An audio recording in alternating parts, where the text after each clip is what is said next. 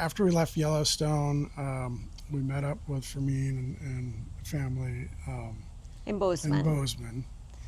Spend the night at Silos campground. Yeah, they stayed in Bozeman. We went up to Silos. Nice campground. Showed a little bit of the previous video. Then it was about a 4-hour drive to Glacier. Right. So And it seemed like forever. Like we thought we were there and then we were not. And it kept showing and adding. So, but yeah, yes. yeah, that's pretty standard for a long drive, even though But it was beautiful. Really very, very pretty once you get there. And then we checked in at the hotel. So yeah, let me just so one of the things we like to do on these trips is take a break from sleeping in the van every once in a while, and particularly when I got an opportunity to stay at one of the national park lodges like this, because you know that was always a wish of yours, desire of yours. So we booked our place probably 3 to 4, maybe even 6 months in advance because the national park lodges are known to sell out.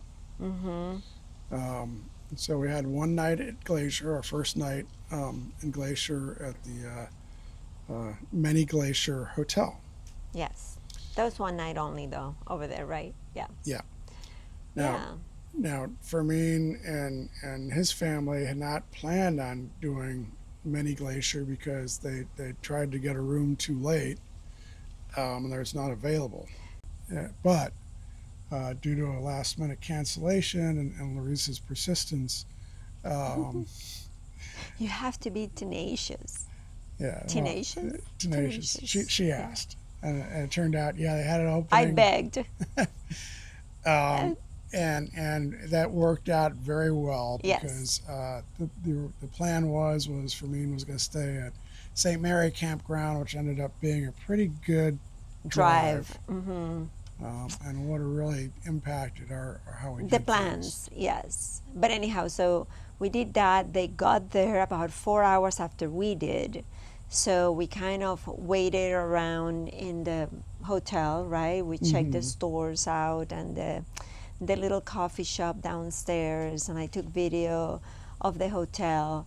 And then when they arrived, we went and made reservations for dinner. But we didn't have time to go for a hike. I wish we would have made that decision that we would have gone out for a hike before they arrived. But anyhow, so then we did have reservations. We had dinner at the Ptarmigan restaurant, which that was really good.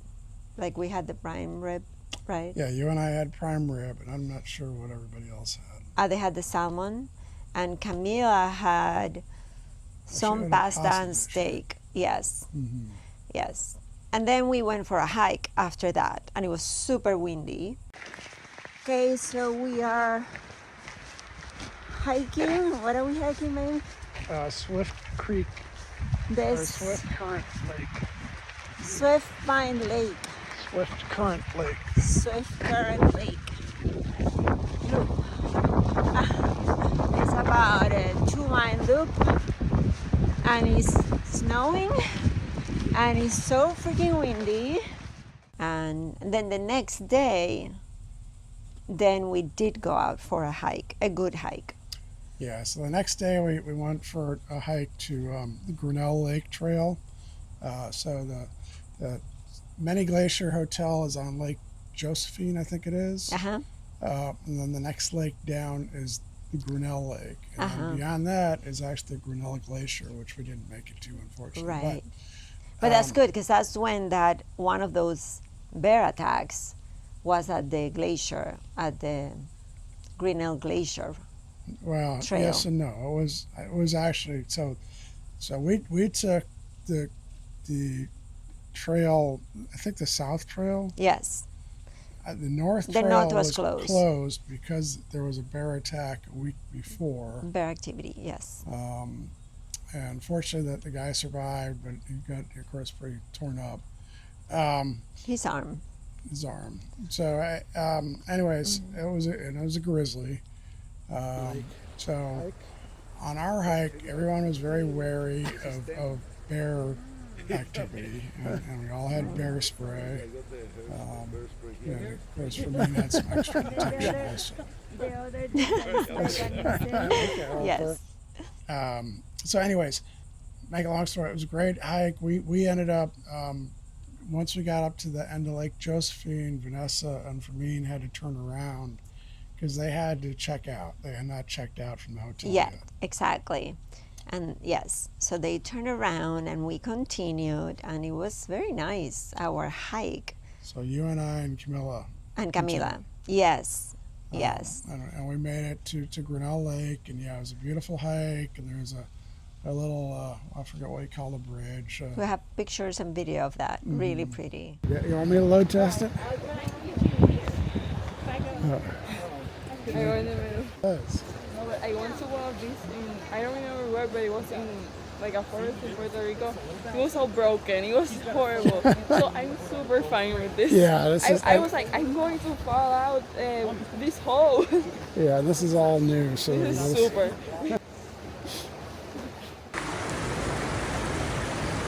All right, Cami. Hold on. I know.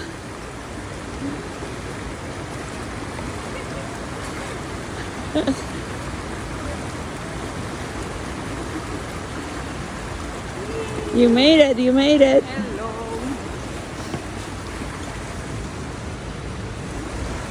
The water is so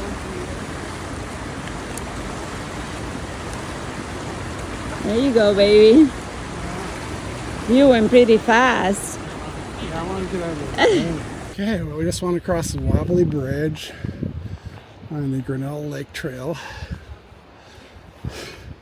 Now we're going down. We might. Okay, and coming up is Grinnell Lake, which was our destination on this hike.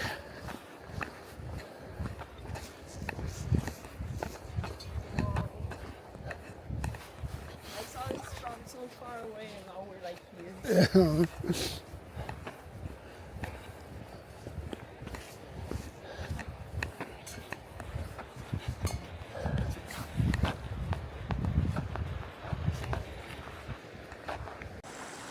We made it to Grinnell Lake, right? So I don't know if your old trails is working, baby. Do you know how many miles? So how many miles was that?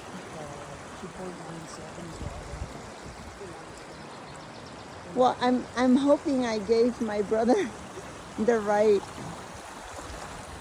I hope they make it on time. Yeah, and then on the way back, though, we heard a group of people shouting, "Bear, bear," and they had whistles. So, and they were not that far away from us, so we kind of freaked out. Camila freaked out. And we're like, okay, what do we do? And we kept, I took my bear spray out and tested it, which I learned that I wasn't supposed to do that. But anyhow, and then we kept walking, and then we actually met up with that group. Yeah, And then so- they told us and showed us the video when they had that bear encounter. And then we kept walking and we finished the hike. And then we found out that Vanessa and Fermin had a real close encounter with a bear, like literally 10 feet away, right?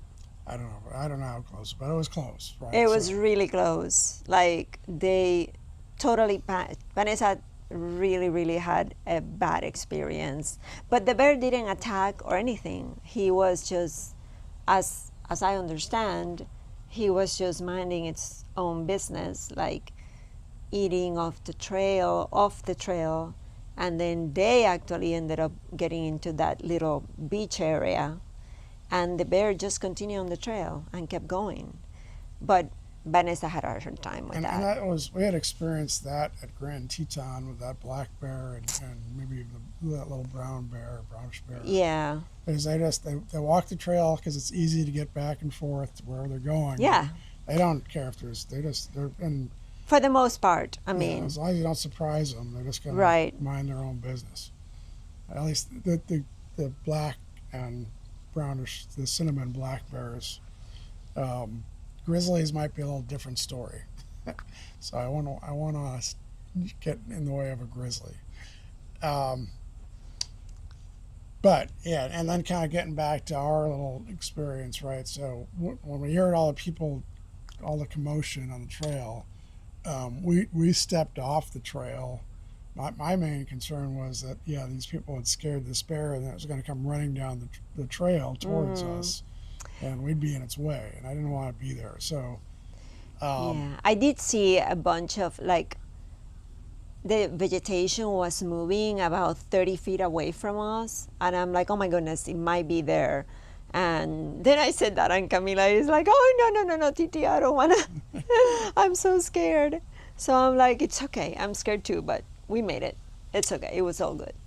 So anyway, then we ended up continuing our hike, Larissa and I and Camila, around the other side of Lake Josephine. And we actually ran into a ranger. And Yes. we told her about some of the events and about the bear and if she knew about it, and she had not.